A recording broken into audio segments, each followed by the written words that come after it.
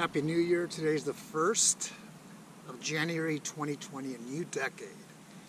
And I wanted to start off the year with sharing something that's on my mind as we speak. I'm still broken. I was brought up in a great family, but there was a lot of dysfunction. There was lack of communication. There was anger, alcoholism, and a few other things. For the record, there was no sexual misconduct at all in my family, at least with me, or to my knowledge. I am a product of my environment when I was growing up.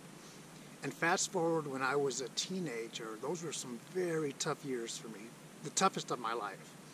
That's where I reflect and look back, and going back to that example of being a product of my environment, I became what I was being raised in my environment in Los Angeles with my family when I was growing up.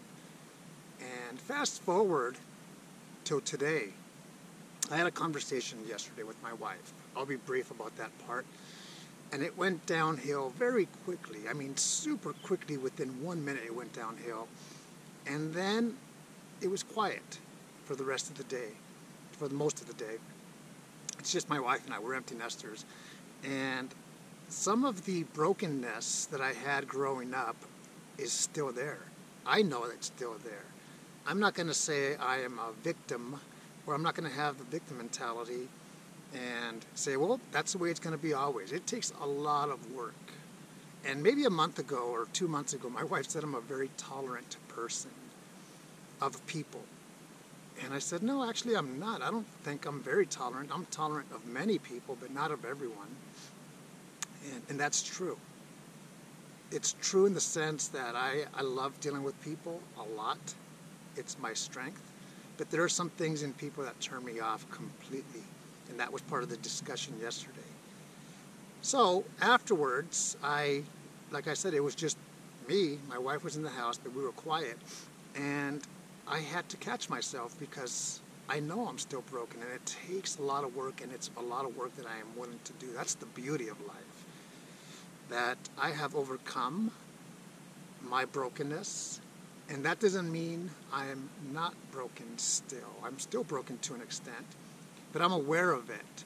And the reason I share this message is because I want myself, first and foremost, and hopefully one other person, to improve, constantly improve. I'm 48 years old, and I haven't figured it out. I know what works and what doesn't, but I'm not on cruise control where it just happens and it's a success. It takes a lot of work.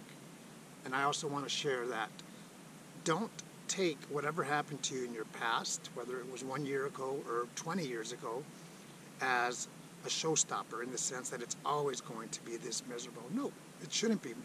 Not for me. I live a great life. But my point is, even though I live a great life, I still have challenges just like everyone else. And the beauty of it is that we can overcome, and we can succeed, and we can improve. Because I told my wife just 2 weeks ago that 2020 is going to be a great year. But it's not just going to happen. I have to make it a great year. And I have to be able to roll with the punches and get up and press forward and overcome any challenge, whether it's boredom, whether it's anger, whether it's whatever it is. You fill in the blank with whatever can happen to you. We can overcome. We can succeed. It's going to take work.